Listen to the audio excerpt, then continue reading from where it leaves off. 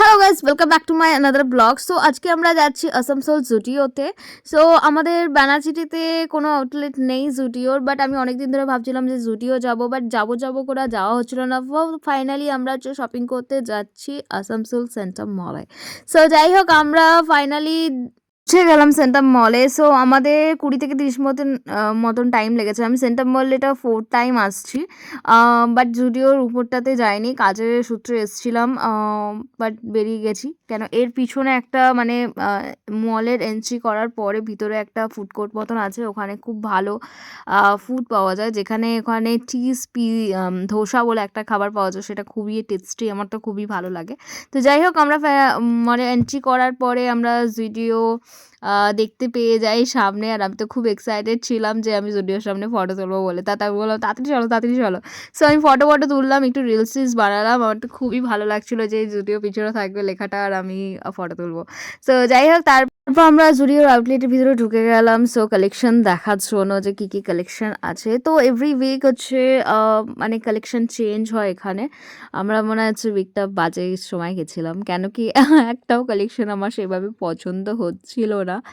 দেন আমি টুবুকে বললাম আমার মনে হয় আবার এখন কেনা হবে না হয়তো জুডিওতে, কেন কি আমার সেইভাবে কালেকশন একদমই পছন্দ হচ্ছে না। তো চলো, মানে আবার হয়তো আসতে হতে পারে। তো তারপরে আমি আদিরার জন্য দেখতে শুরু করলাম যে আমার তো হলো না, তো বাট আদিরার দেখি। আমি হন্য-তন্ন করে এদিক থেকে ওদিক থেকে ঘুরে অনেক কিছু দেখার পরে সেইভাবে কিছু পছন্দ হলো না আমার। তারপরে এইটা আমি দেখলাম যে আদিদাস সাইজে ঠিকঠাক হচ্ছে কিনা। তো এটা একটা মানে আমার ভালো লাগলো। তো এটা আমি একটা নিলাম আদিরার জন্য। তারপর নেক্সট চলে গেলাম, একটা তো আমি মলে গেছি, একটা তো নিয়ে আসবো না, আমাকে তো 3-4টে নিতেই হবে।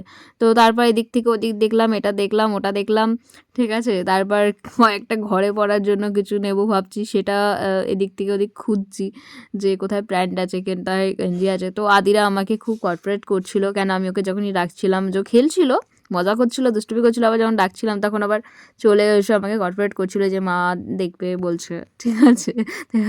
যাই হোক, আদিরা এখানে ডান্স করছিল, খুব ভালো লাগছিল ওর, মানে ওর এটা করতেই থাকে, যখনই মলে যাবে তখনই ও আয়না দেখে খুব ভালো লাগে ওর।